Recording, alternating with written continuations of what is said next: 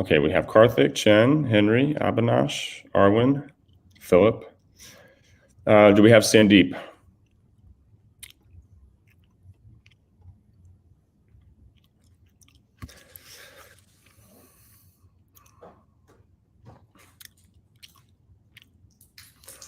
Juan, if you're on and can hear me, we may need to bring Sandeep from backstage up to the broadcast. So we'll start here in 30 seconds.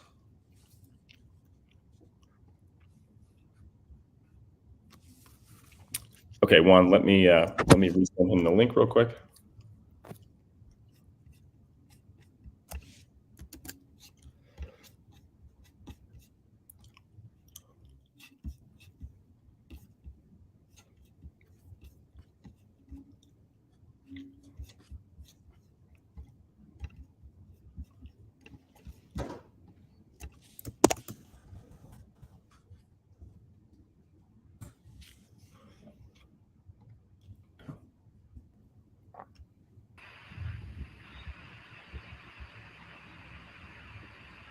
Okay, there we go. All right, Sandeep, can you hear us? Yeah, I can hear you. Perfect. Nice haircut, Karthik. Thanks. Okay. All right, let's go ahead and get started. Okay. Well, welcome to the February 7th community call for the Forta Network. My name is Andy Beal. I lead ecosystem development at Forta, and I have the pleasure of hosting these bi-weekly calls with the members of the Forta community. If you're new to the Forta community, welcome.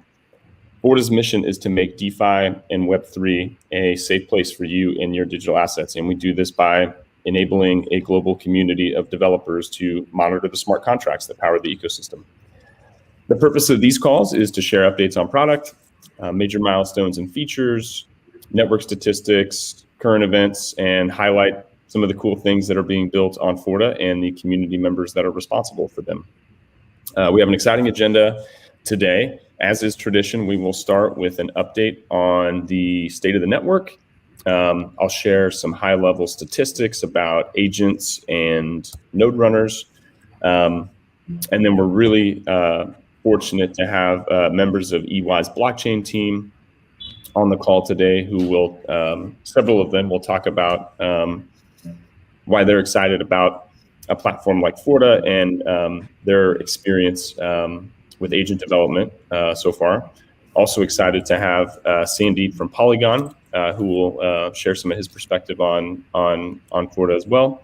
And I think some of you are aware that we are in the process of developing agent templates right now, and that work's being done by arbitrary execution. So we have Philip from AE on the line to talk about the progress of our agent template initiative, which we're really excited about because it's going to make the agent development process a lot easier, a lot more efficient. And then some general announcements at the end. So let me jump into network statistics. So as of this morning, 18 scan nodes. That's up from 7 3 weeks ago.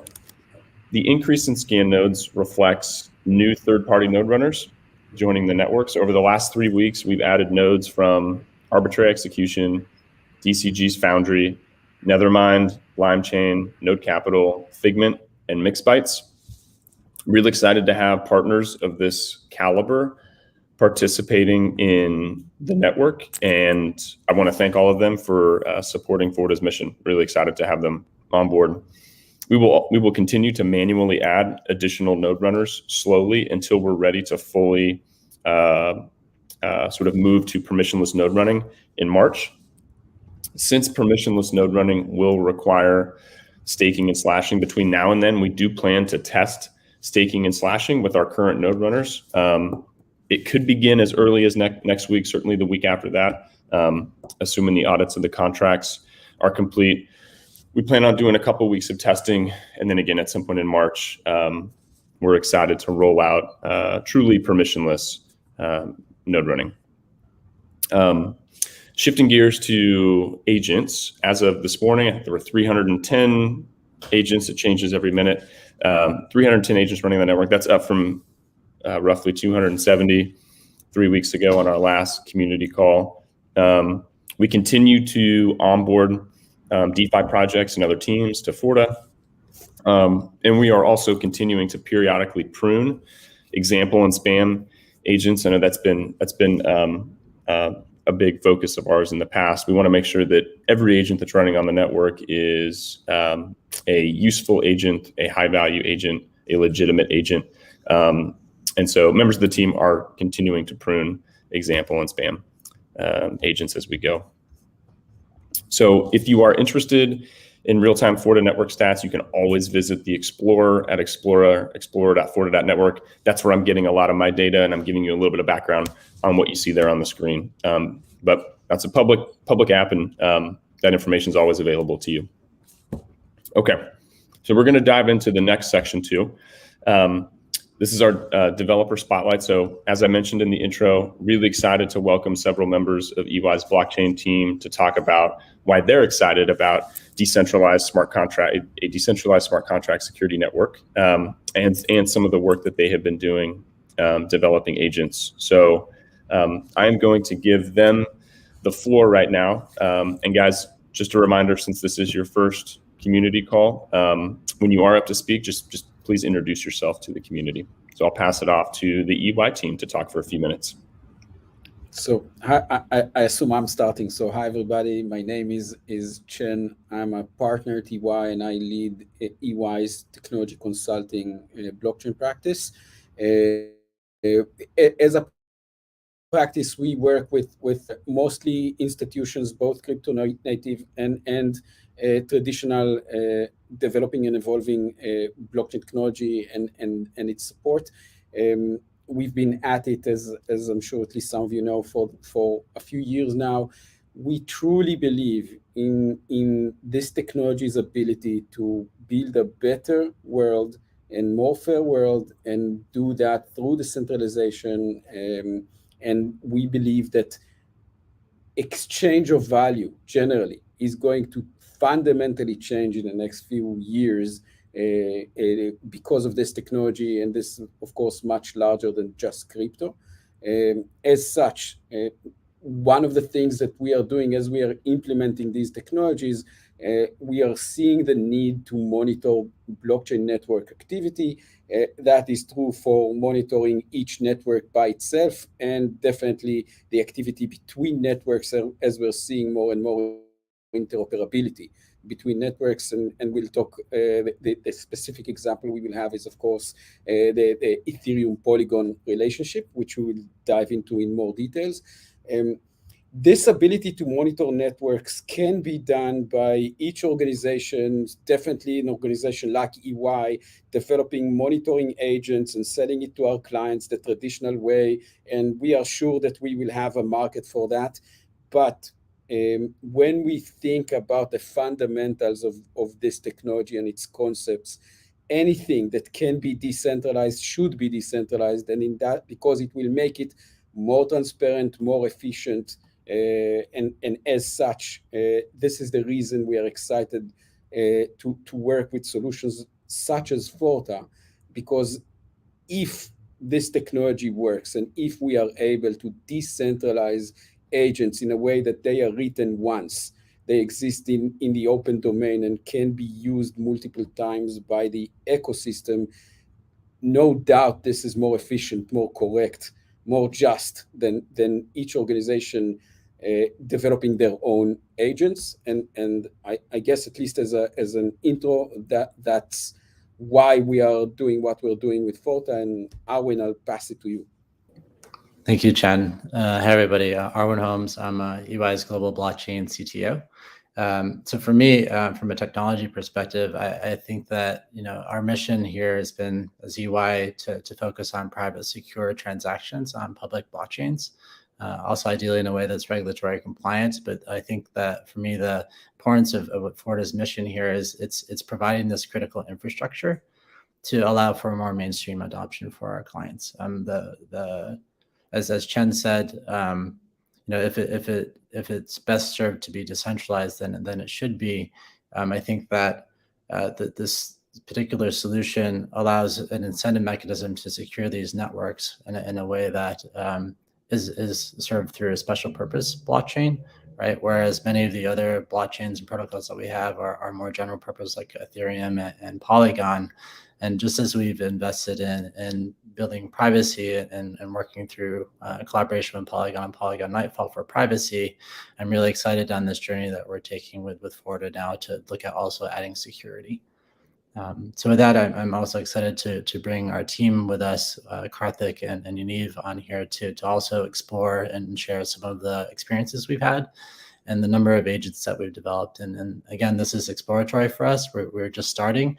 Really happy to be at the beginning of this. But we hope that also what we're developing here can serve as templates for others to build upon. So with that, I'll turn it over to Karthik. Yep. Hello, everyone. This is Karthik. Work with Chen, Arvin, and based out of San Francisco. Play the role of solution architect and platform engineer at EY. And my role in this process has been to explore the usage of Forta, assess how it could be used on the Polygon network, and in general, working with Forta and Polygon, Sandeep here, on the various agents based on the SDK that was published by Forta. As Chen and Arvin were covering, the main areas that we looked at were focused on, particularly on the Polygon network. We noticed that there are a lot of, I would say, issues, concerns, or even latencies that we have noticed with people bridging over from L1 to L2. So in that context, we have identified three broader categories of agents. We have tackled with the Chainlink Oracle agents, followed by governance agents, and then finally we have focused on bridge mechanisms itself.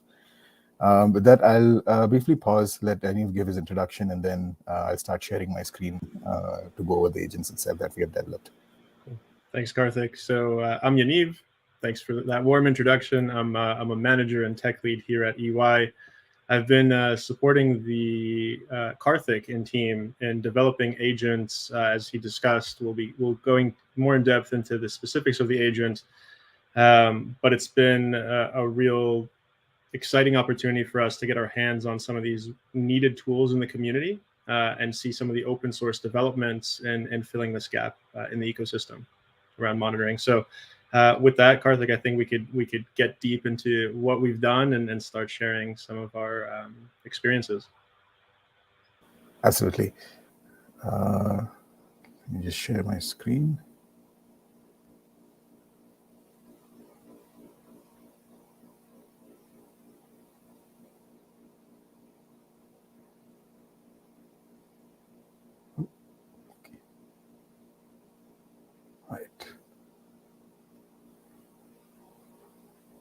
Okay, so we'll go over the various list of agents that we have worked on.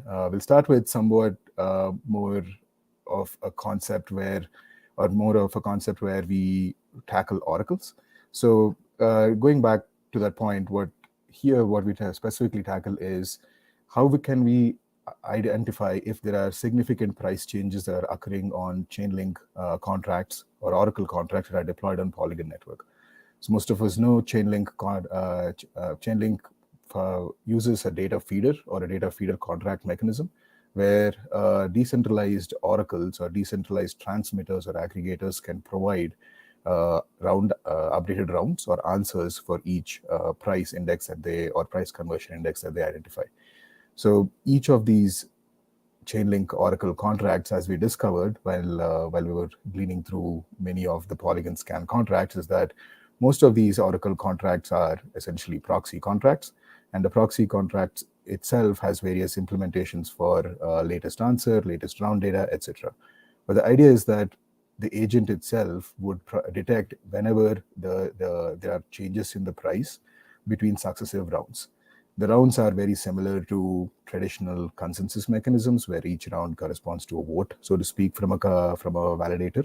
In the similar sense, here a round refers to an aggregator's round or a vote for a particular price conversion as they have gleaned it. So the agent that we have developed essentially targets various types of aggregator contracts, particularly the Matic to ETH and Matic to USDC contract, and identifies whenever the price change is over a configurable threshold.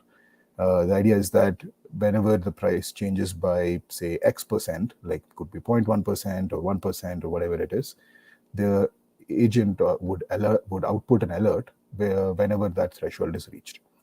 In going further, based on our discussions with Polygon and also Forta, what we had done is we had extended this to say that instead of going by round, let's try to aggregate the events over a period of time so that we have like a more human readable time interval over which we can detect the price changes.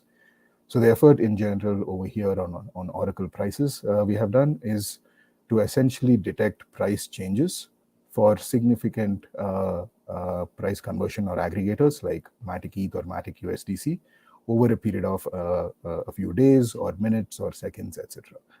We think that a good use case for this would be whenever there is a signal for high price conversions or high price drops in the market, which could eventually signal in either flash loans or any other massive bulk transfers or meta transactions that can occur in general on the network.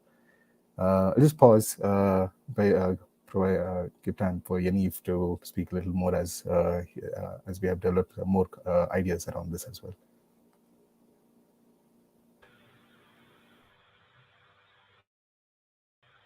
Yeah, so I mean, I think Karthik, where a lot of the work is there's a huge industry dependence we see in the industry from as we talk to some of our clients around the oracles, and so this is a pretty big attack vector, and we've been asked for ways to find really identify an alert so that they're at least aware, right, before we move forward. So as DeFi in general picks up traction with our clients, this is a huge area of concern in general, right? The dependency of the compounding innovation of multiple apps on one another. Thanks for that, Yaniv. So the agent, to summarize for Chainlink, we identified that not only can we track the price changes between successive rounds as well as a period of time, like a human readable time, we've also identified that a lot of these oracles or oracle contracts themselves have dependencies on decentralized data feeds. And to the extent that any rounds get updated or any rounds get changed or any answers get refreshed, there are additional functionalities within these contracts which allow us to do so. So if there was a bad proposal for a round, or if a round was not accepted in a certain round of consensus on the decentralized data feed model, these alerts could generally be extended and expanded to cover those aspects as well.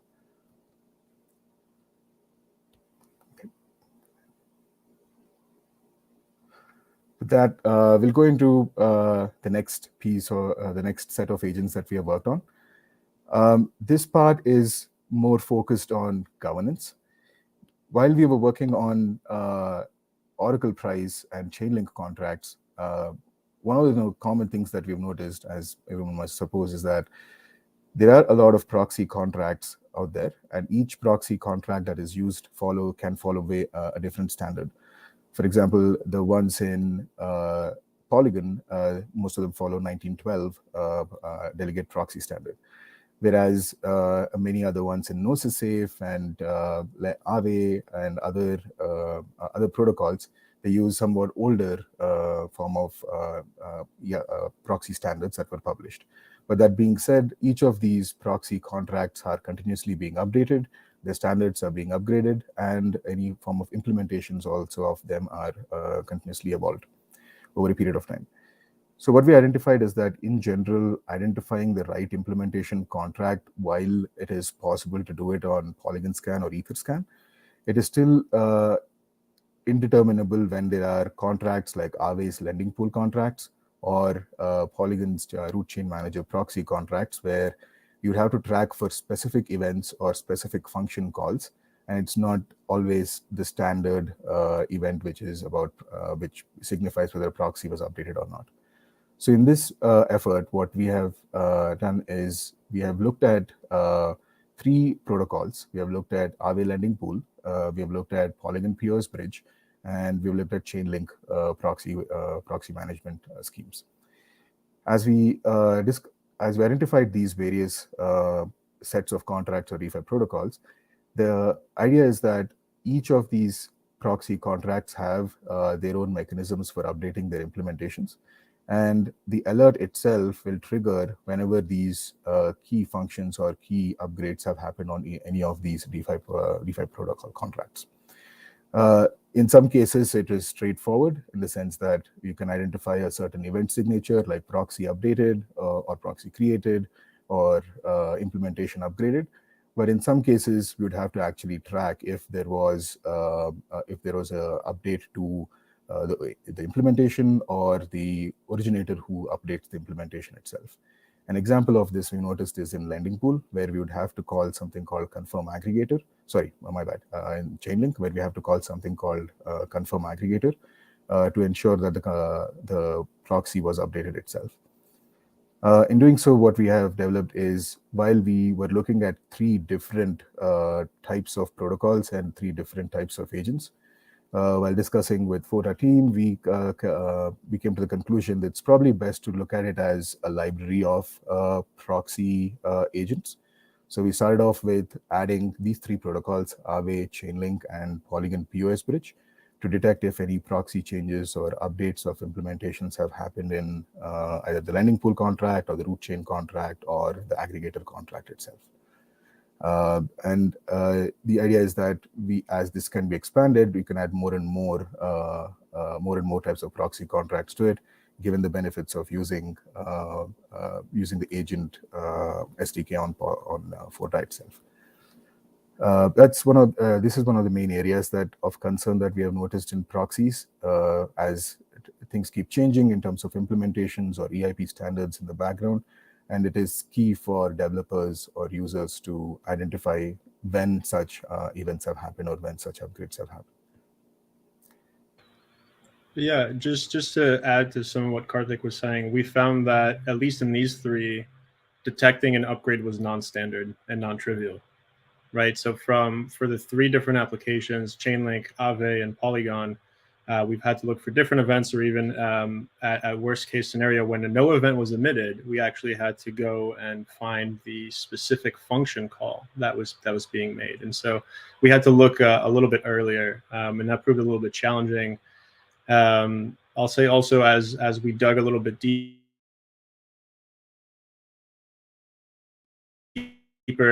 we had to confirm that some of the code or Polygon scan was actually the code that was deployed, because some of it was also older versions, as we've noticed, right? So for those of you who have tried to identify what the specific bytecode directly on chain through contract deployment actually lines up to from an organization's GitHub, you'll quickly find that it's a non-trivial matter. And so we've fortunately been able to be in touch with some of these teams to identify exactly which commit hash, what the human readable code looks like, and actually identify specifically on the EAC aggregator proxy, the confirm aggregator function. There's, in the newer implementations, it actually does emit an event.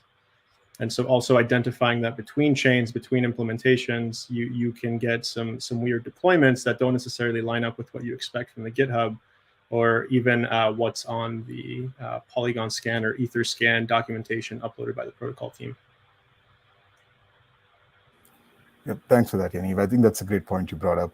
To a similar light, we have also noticed that Aave is now out with V3 set of contracts. And as we were going over the lending pool contract that we have used in the proxy management module here, we've noticed that there are significant changes in how the aggregators, or rather the lending pool and the aggregator it depends on, are also used in V3. So it's one of the things that we've identified, as Jenny was pointing out, was that it's a non-trivial. It has been a non-trivial task in general to identify if a particular event signature or a particular ABI, especially if the entire ABI itself of the contract changes between versions or between standards. Okay. So with that, I'll go into the Gnosis Safe multisig module. The rationale behind looking into this was that the rationale behind looking at the Gnosis Safe was that recently Gnosis Safe was brought onto Polygon, and we are noticing that a lot of bridges are being supported by not just Gnosis Chain, but also Gnosis itself supports its own implementation on the Polygon network itself. So today it supports bridges like XBridge and XDie and what we have discovered is that Gnosis Safe is a multi-sig wallet contract that is deployed on the Polygon network, again using a proxy mechanism, using what is known as a Gnosis Safe proxy factory. And the actual proxy itself is the implementation for which is the Gnosis Safe L2 contract, in which we have various events of or handlers, so to speak, of critical interest. The key ones we have noticed are the ones where there are changed thresholds. So in case for any multi-sig transaction, so for example, any bridged transaction that is getting on from L1 to L2 using the Gnosis Safe bridge, any form of threshold changes. So if number of signatures or the number of signers that are necessary to sign off that particular transaction, if there is a change in that number, we do get an event, or there is an event emission called change threshold. Similarly, Gnosis Safe also uses delegated transactions concept to execute transactions on target contracts on the child chain, in this case Polygon network, using delegated function calls where you make due to which you get either execution success or execution reverts. So as most of us know about the notion of delegate call over here is that the Gnosis Safe contract executes a transaction on behalf of a user, but outside the context of its own ABI. So very similar to the delegated transaction concept, Gnosis Safe uses this execution failures and execution successes as to signify whether a transaction was successfully conducted on the ulterior bridge. Similarly, we have also identified that whenever the multi-sig transaction is actually conducted, there is an event called safe multi-sig transaction executed. So this particular agent overall identifies whenever a governance updates occur for any tokens that are being bridged via the Gnosis Safe contract. So this particular agent alerts whenever the Gnosis Safe multi-sig is either used for multi-sig transactions or for any admin-related changes when the number of users who are allowed to sign or required to sign are changed, if owners are added or removed, and so on. So this is nature of this particular agent, and we see that as the Gnosis Safe is supporting more and more bridges, pretty much every transaction that is coming through Gnosis goes through this Gnosis Safe bridge, and we identify that in the long this particular bridge can be extended to this particular Gnosis Safe module can be extended to other bridges that Gnosis Safe supports as well. Yeah, and I think as Karthik alluded, also a lot of DAO treasuries tend to use Gnosis Safe. So there's a lot of desire to understand when certain governance functions are executed, and to be able to monitor when those multi-sig transactions go through the multi-safe, either controlling the treasury or something, or certain things like that. And what I'll say is, since the Gnosis Safe is using to approve multiple types of events, we were looking to find a way to take effectively a suite of agents in a configurable way to listen on multiple types of events coming out of contracts of these Gnosis Safes that are being signed. And throughout our implementation, we made sure to build it again in this configurable or scalable way, so you can have your agent and point it to specific safes, specific implementations, and specific events that you care about, depending on how that safe is likely to be used, how that multi-sig wallet is likely to be used.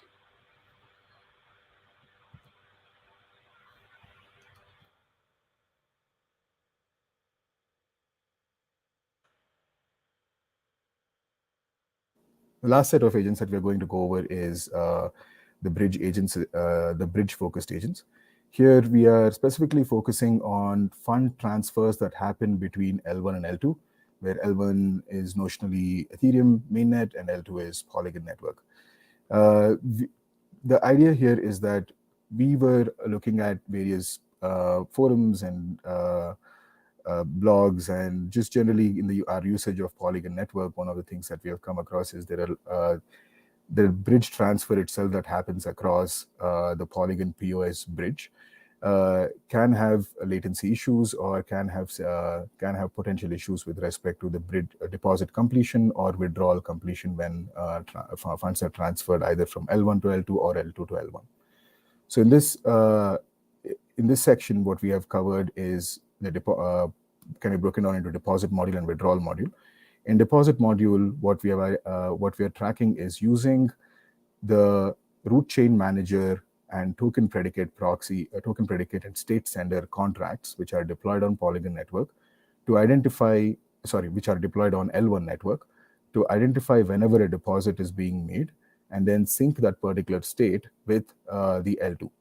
So the idea is that whenever a transaction or whenever a deposit is being made using root chain manager and root chain manager and token predicate proxy on L1, state sender is used to sync the state from L1 to L2, and state receiver on L2 receives the latest state ID.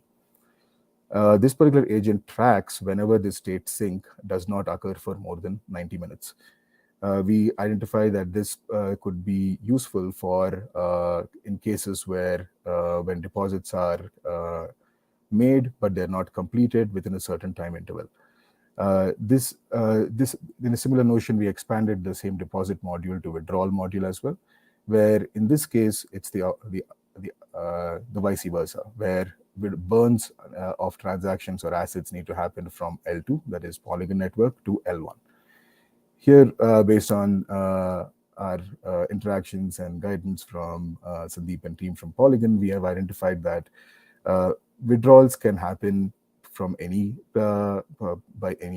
entry point, whereas in the case of deposits, it's always through a standard like either POS bridge or Plasma bridge, etc. But withdrawals can occur from any means or originating from any business logic on the child chain.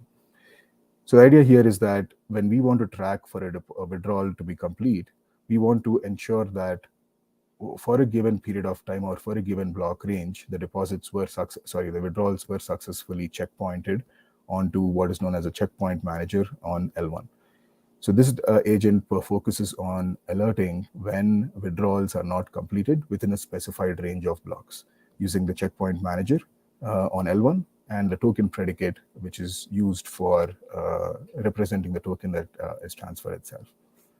With that, I'll pause, give time to Yaniv, then after that we can hand it over to Andy. Yeah, so this is a non-trivial matter.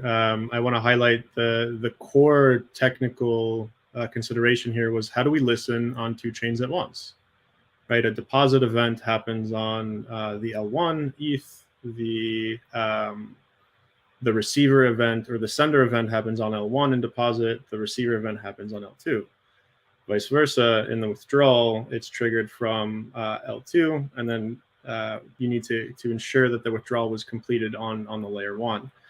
And so to do that, what we did was we actually listened on the original chain. So whether it's Polygon for the withdrawal or ETH for the deposit, and then queried the other chain from our agent in order to identify that second event that we're looking for. In the case of the deposit, there's a specified time interval, so we stop querying after a certain amount of time, and that's when we would raise the alert.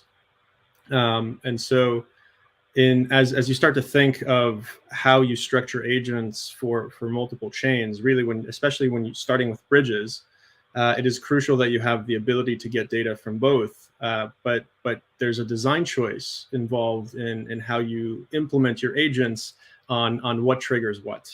Basically, what are you listening on, and then what are you querying after the fact? And so as a starting point for us, with this multi-chain agent, with Polygon Ethereum bridge, we were focused on the trigger was really that first event on either layer 1 Ethereum in the deposit module or Polygon in the withdrawal module.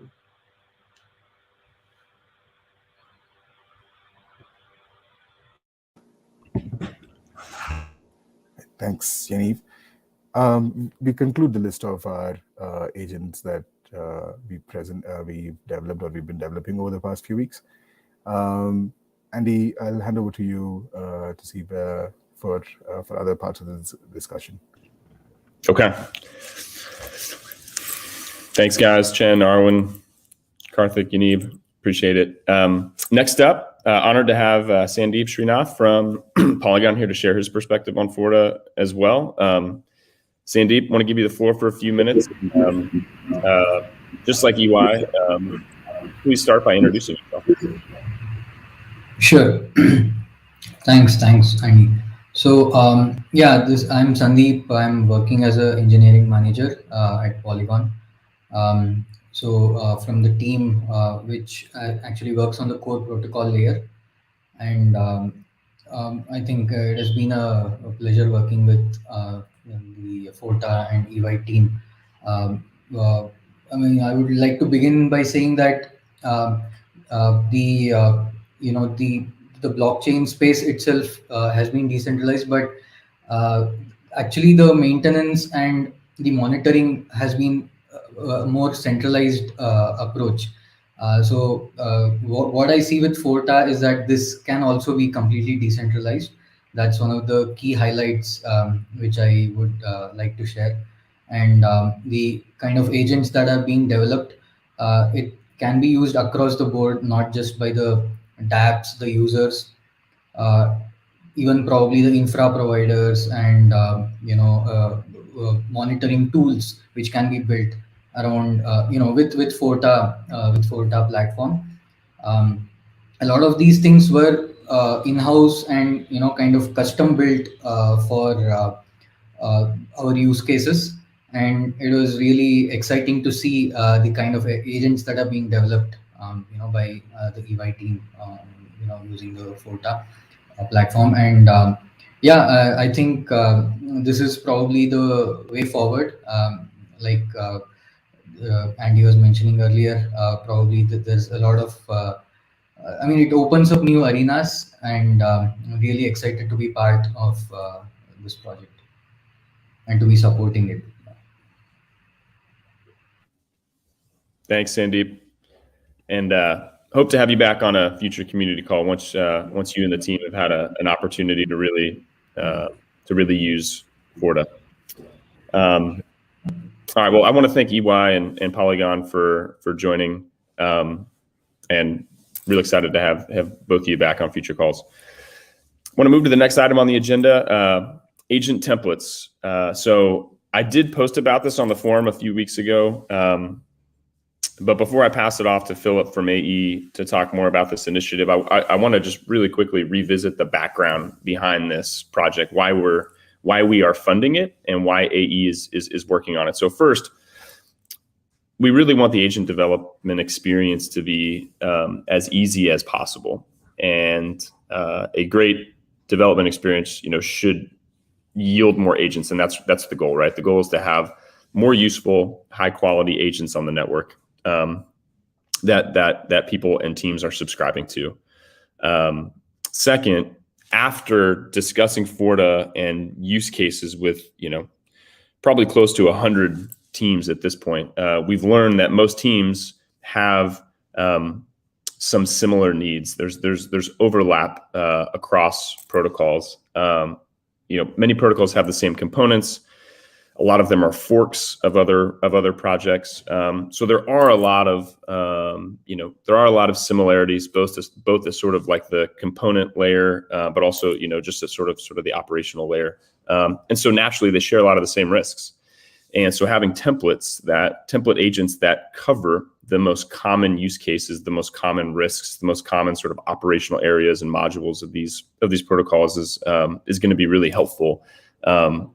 And we want templates to both make it easier, to get started, but also just to accelerate the timeline for building agents. So with that context, I want to introduce Philip from Arbitrary Execution to share more details about the work that they are doing on agent templates.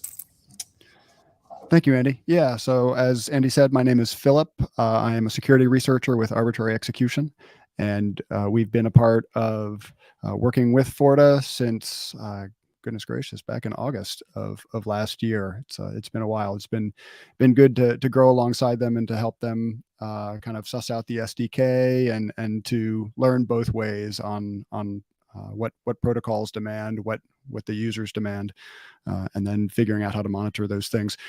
So as Andy was alluding to, a lot of these agents that we're developing have common patterns that emerge after a while. So we've done a number of agent suites. You can go check out our GitHub and see the ones that are public. We've also done some private ones.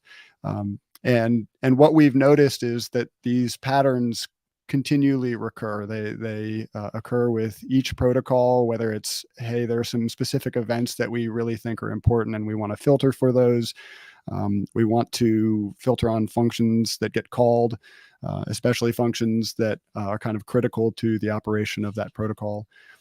And so what we did when we talked with Forta about these agent templates is we kind of took a step back and we said, what is the pattern? If we take the specifics out of each of these agents, what are the common elements that they have? And is there a way that we can basically take the logic that goes with that, so the part that's in the agent itself, and we can basically divorce that from the data piece or those specifics. And so what we've done here in this GitHub repo that is public, and we can share the link if we haven't already, is we have boiled everything down to kind of the essence in the form of a data file. So rather than you having to worry about, what's the logic I have to put in JavaScript, TypeScript, Python, etc., hopefully we've done that heavy lifting. And all you need to do is basically fill out a JSON file that has things like the address of the contracts that you're interested in. In the case of an event monitor, what are the names of the events? You get to specify things like what's the severity, what's the type of the alert that I want to raise for this.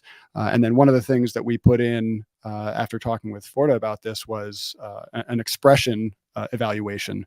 So whenever an event gets emitted, whenever a function is called, there are some arguments that go with that. And those arguments could be integers, they could be strings, could be addresses. And although it's useful to know when a function gets called, you might want to know when a specific threshold is reached. The guys at EY were referring to thresholds and some of the stuff that they were talking about. That's a common pattern that occurs. So we added some very simple expression parsing where you can say, hey, if the argument that's called amount, which is a number, if that's greater than some value, I want to cause this alert. Or if a particular address is passed in as one of the function arguments, I want to raise an alert. And so we added some simple expression parsing, which again, if you decide to use these templates, you'll see that you don't actually have to know the inner workings of how that's done. All you need to do is put in something like address, triple equals, and then the actual address that you want to evaluate for. And so that's what we're trying to do. We're trying to say, how can we make this something that any developer could pick up and say, wow, I can populate this data file with the specifics of what I want to monitor for, and the logic is taken care of. So we've tried to tackle some of those more common patterns. We're getting into kind of the permutations where it gets a little more complicated, because every time you add another thing that you want to check for instance, I want to know when this function gets called and then this function right afterwards. You can imagine that making a template that can do that's that flexible would be much more complicated, but we're certainly up for tackling it. We've got a number that you can take a look at right now. Function monitoring, event monitoring. If there's an address or a group of addresses that you want to watch, like deployers, If you're interested in failed transactions, we've basically abstracted all of that into a data file that you can populate. So I would encourage you to check those out. We've tried to make some pretty extensive kind of walkthrough instructions. So you can basically go, points 1 through 10, and as long as you follow each of those steps, you should have a functional agent at the end.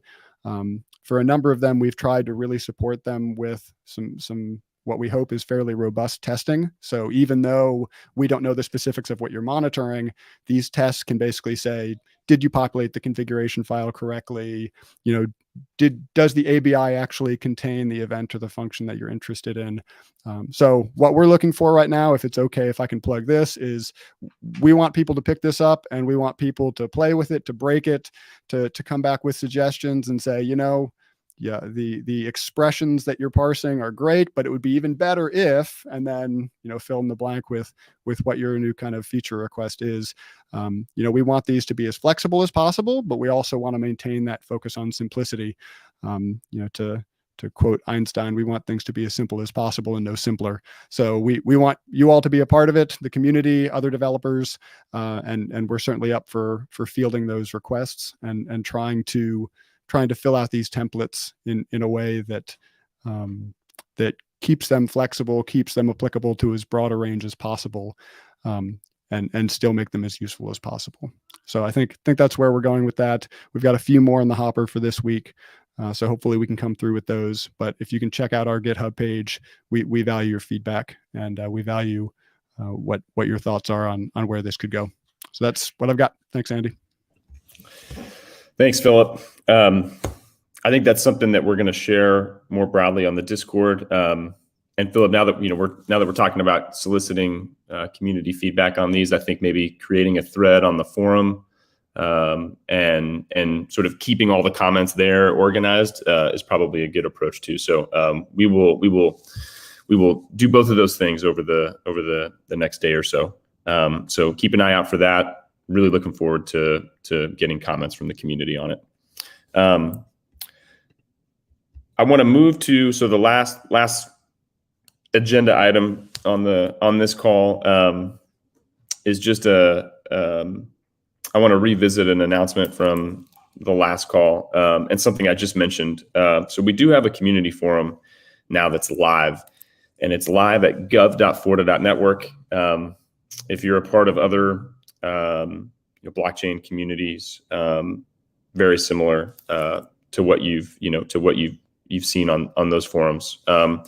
This is a big step for us in terms of decentralization, and I wanted to re-highlight the forum because this is the platform for the community to engage in discussions about things like templates and product ideas and other proposals. So I just want to remind everyone that if you are a developer and you want to build something that you think benefits Forta, submit a proposal and tell us why.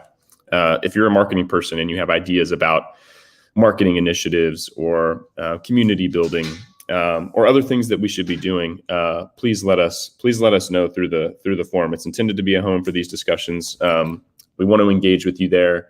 And we're also interested in funding initiatives, right? We know there's a the Forta team is small, and there's we have a priority list, but there's only so many things that we can tackle at a time, and so there's actually a lot of things that we know would be worth pursuing or interesting. And just don't have the bandwidth. And so if someone from the community wants to, pursue something that they think is going to benefit the network, we'd love to discuss it with you and potentially fund that. So open call to anyone, that wants to submit a proposal in any particular area. We're excited to see them. So that concludes our prepared agenda for today. I really quickly want to scan the comments of the chat and address any questions. I see one question about the ambassador program and how you can join that. You can message Samuel Barnes on our Discord, and Sam can let you know about more details about becoming an ambassador. We do have sort of a rolling admission into the ambassador program, but Sam is running that day to day. And so anyway, you can reach out to him in one of the community threads, or you can DM Sam, and he'll share more details with you. I see another question about, will Forta have something with supra oracles? I'm not familiar with supra oracles. However, if the question is about will Forta have agents, be running agents related to a particular type of oracle or particular protocol or oracle contract, we want to support any and all use cases. Forta was built to be a very flexible sort of platform, right? So if you are a developer and you want to build an agent for a particular oracle contract, or a particular use case involving an oracle, you can access our SDK on docs.forta.network and get started and publish and test it out. And we'd love to see that. So if there's a more specific question about that, feel free to drop it in. Otherwise, it looks like those are all the questions I see here in the comments. I really quickly just want to thank the members of EY and Sandeep from Polygon for joining, guys. Really great presentation. Karthik, thanks for putting those slides together. I think that was a really useful deep dive into the agent suites that you're building. I think bridge contracts, obviously based on events from last week, right, remain a very sort of high risk component of the ecosystem. And so it's nice to see that you are focusing on that. So we're excited to see those agents get completed, excited to see them in action, and would love to have you back on a future call when you're ready. Okay, I don't see any other questions.